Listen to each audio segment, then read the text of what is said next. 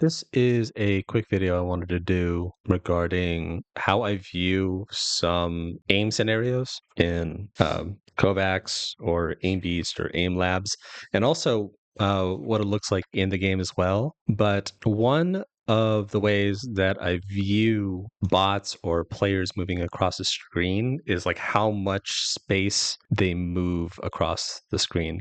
And what I mean is if there's a character, let's say, that starts here and then they move over here, right? That's like how much space they're moving across the screen.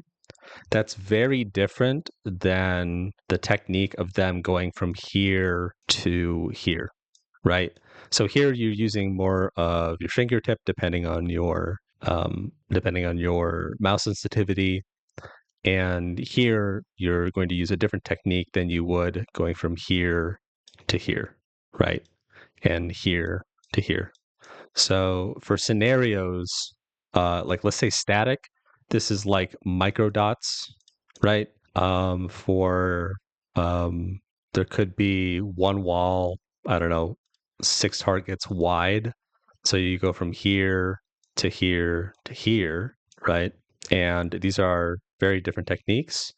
But if you're doing something like ground reactive, which is just left and right strafes on a bot or a player, they're very similar in how I view those techniques. I guess this is like kind of like how a lot of these techniques from static to dynamic clicking and stuff are interrelated because if a bot is like moving this much, it's a very similar technique to static, right? Now, if you're doing like reactive or a ground scenario or whatever, sometimes your technique will change.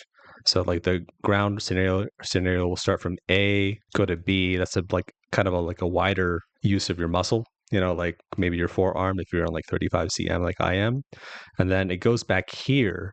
But if you notice, like the distance is halved by like 50%. Right. It's a very, very like the technique from A to B is very different than the technique from A to C. Now, if you see this as not just a tracking scenario, but if you see it as static or dynamic, it's the same thing. Let's say there's a point at A, point at B, point at C, very, very similar techniques. So I kind of use this as like a visualization technique to help me transfer techniques from tracking to static or to target switching, and helps me identify how can I improve on both, right? Like my speed TS for like crossing large distances, right, from going from, let's say, A to B is very, very weak. And that actually is like 100% a parallel and correlation to my difficulty with that on reactive, right? So this helps me identify like what kind of I'm good at. This doesn't just work for left and right, it also works for up and down, X and Y, like diagonal. And yeah, that's pretty much it. I'll probably have more thoughts on this later, but those are my general thoughts I should share quickly. Hope that helps.